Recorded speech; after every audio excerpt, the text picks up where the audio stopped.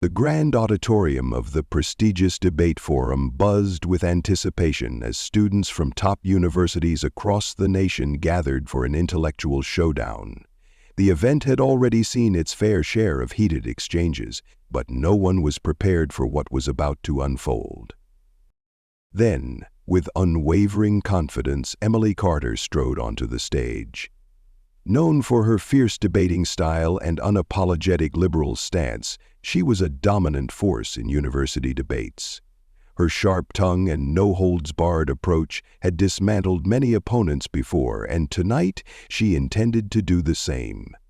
Adjusting the microphone, a smirk played on her lips as she scanned the audience. "Fellow students," she began, her voice commanding, "we need to talk about the suffocating grip of outdated generations on our future." A murmur ran through the crowd. Some students shifted uncomfortably while others nodded in agreement. Emily pressed on, emboldened by the reaction. She attacked traditional values, faith and patriotism, branding them as relics of a past that no longer served modern America. "Why should people over 50, those who won't live to see the consequences of their choices, decide our future?" she challenged. The room erupted in applause. Students cheered, some rising to their feet, rallying behind her call to limit political power to the younger generation. But in the third row, one figure remained still: Barron Trump, his expression unreadable, his presence unnoticed. For now.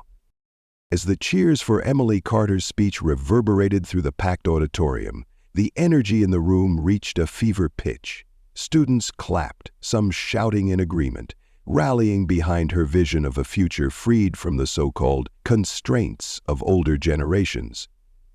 Emily stood at the podium, arms crossed, a victorious smirk on her face. Dr. Harrison, the debate moderator, hesitated before addressing the crowd. "Would anyone like to present a counter-argument?" he asked. Silence. Emily's grin widened. No one dared challenge her. She had dominated yet another debate. Then a deep, composed voice cut through the tension. "I would." The entire room turned in unison. Sitting in the third row, a tall, impeccably dressed young man rose to his feet. A murmur swept through the crowd as recognition dawned. Barron Trump. Emily's smirk faltered but returned just as quickly. She leaned forward, eyes gleaming with amusement. "Well, well," she drawled into the microphone. "Look who decided to speak, Daddy's boy himself." Scattered laughter rippled through the audience, but Barron remained unfazed. He walked toward the stage with measured steps, his expression unreadable, his confidence unshaken.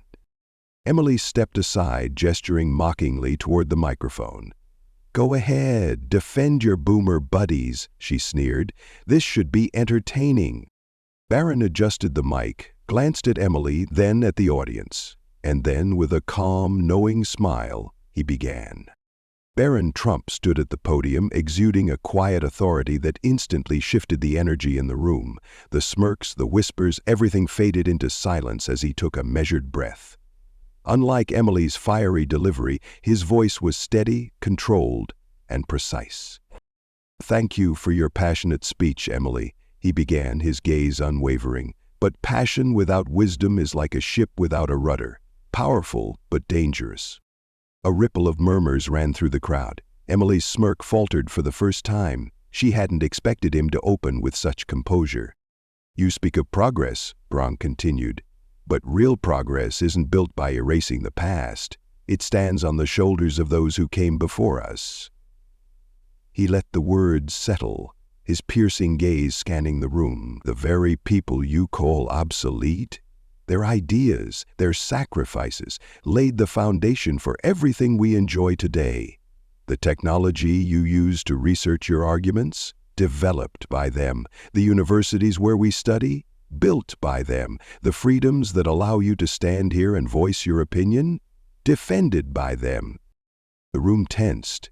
Emily crossed her arms, preparing a rebuttal, but Barron wasn't done. He leaned forward slightly, his voice lowering just enough to make the audience lean in. "What you call outdated values," he said, "others call principles. Hard work, responsibility, resilience. and those who dismiss them so easily are the ones who fail when real challenges arise. The crowd sat in stunned silence. The battle had truly begun. Emily's fingers curled tightly around the edges of the podium as the weight of Barron's words settled over the room like a heavy fog. The confidence that had fueled her fiery speech just moments ago now wavered beneath his piercing logic. But she wasn't ready to back down. Not yet. She forced a smirk, masking the flicker of unease in her eyes. "So what?" she shot back, her voice louder now, more desperate. "You're saying we should just bow down to these outdated traditions, let old men in suits keep running our lives?" Barron didn't flinch. Instead, he tilted his head slightly, as if examining her argument under a magnifying glass. "I never said that," he replied smoothly. "But let me ask you, since when does progress mean erasing experience? Since when does change mean silencing those who have lived through it?" The question struck deeper than Emily wanted to admit. A few murmurs rippled through the audience, and for the first time, some of her own supporters hesitated. Barron took a slow step toward the microphone, his voice dropping just slightly. "You call them relics, you call them irrelevant, but these are the people who built the world you stand in. If you truly believe in progress, then prove it. Learn from them, understand them, because if you don't—" He paused, his gaze locked onto hers. "You're not advocating for change. You're demanding control."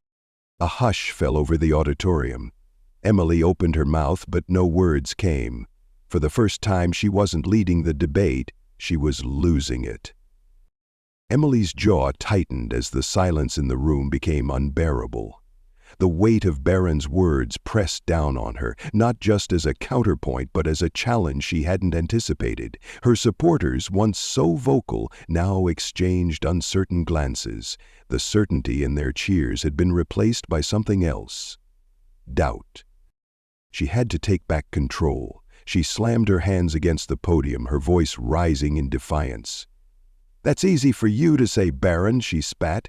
"You stand there with all the privilege in the world, acting like you understand struggle, but people like you don't know what it's like to fight against a system designed to hold us back." Barron remained unmoved, his composure, his unshaken stance. It was infuriating. He didn't even look angry. He simply looked at her, measured, thoughtful, and then, with the same steady tone that had dismantled her argument piece by piece, he replied, "If you truly believe in fighting against oppression, why are you advocating for silencing others? Isn't that what you claim to stand against?"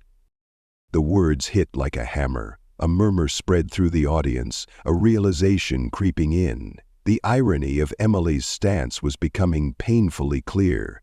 Her fight for inclusion had twisted into a crusade of exclusion.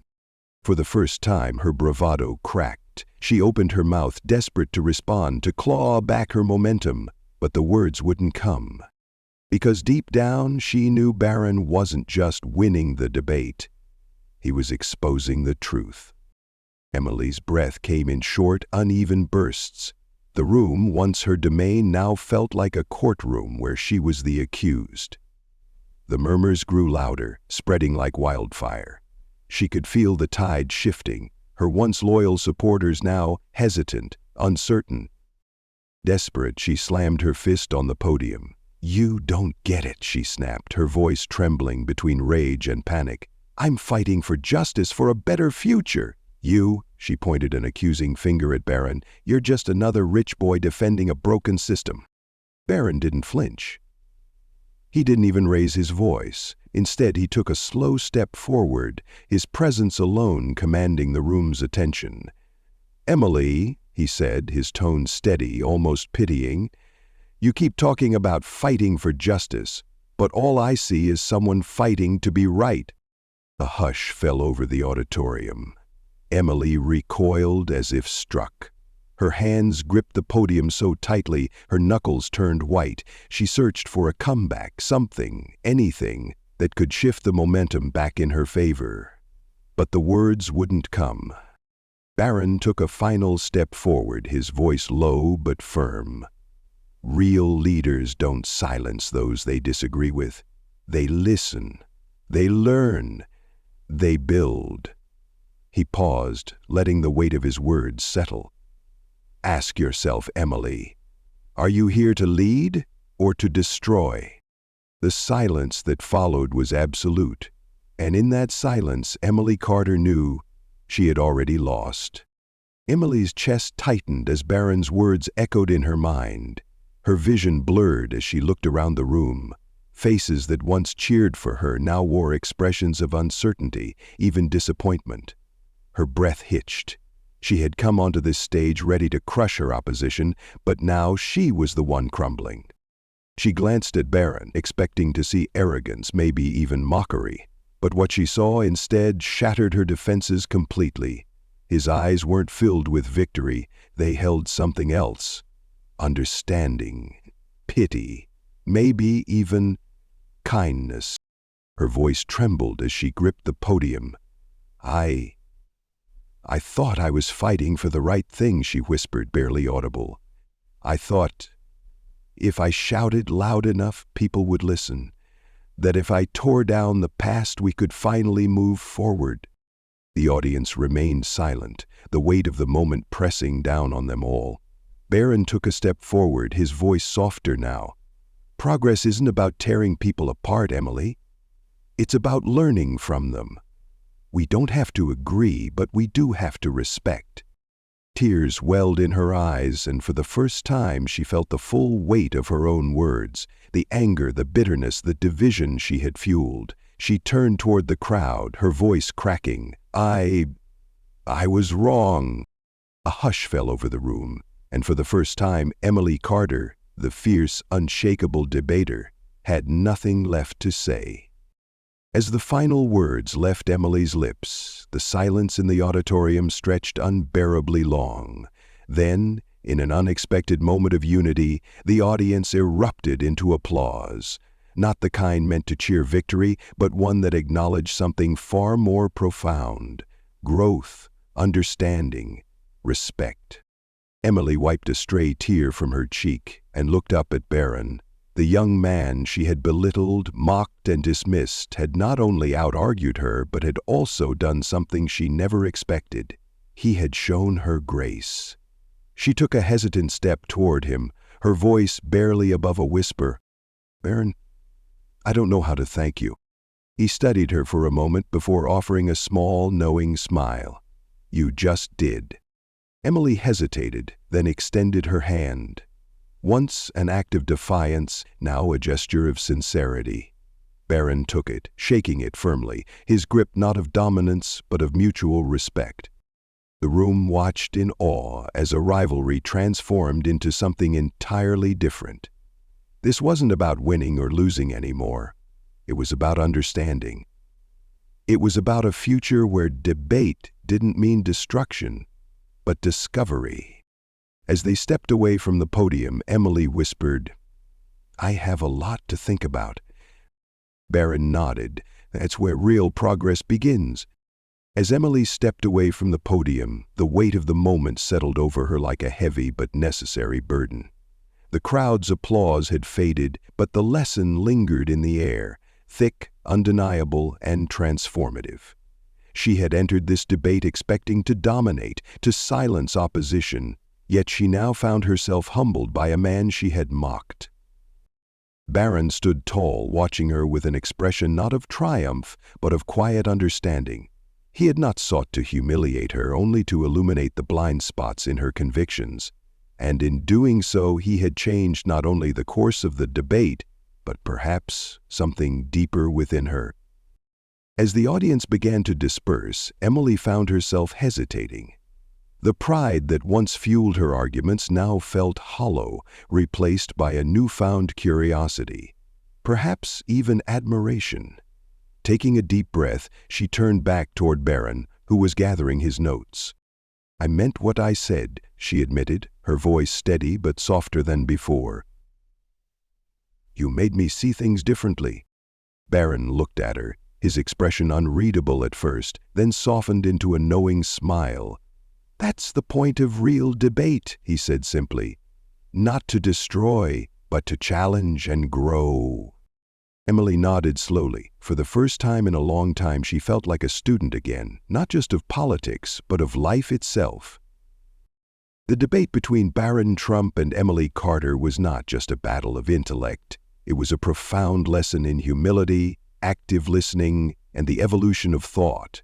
In today's world, where opinions are increasingly polarized and discussions often turn into personal attacks, we must remember that true progress does not come from silencing opposing views, but from learning from them. One of the biggest mistakes people make is believing they are always right, when in reality, everyone has blind spots in their thinking. Like Emily, we can become so absorbed in the passion of our own beliefs that we forget that truth is rarely one-dimensional. Barron did not seek to overpower or humiliate his opponent. Instead, he patiently listened, countered with reason, and gave his opponent the opportunity to reassess her own perspective. In life, rather than reacting with anger or trying to impose our views on others, we should take the time to listen, reflect, and find common ground. A debate should not be a battle to win, but an opportunity to learn and grow. And above all, respecting others is the surest way to earn respect in return.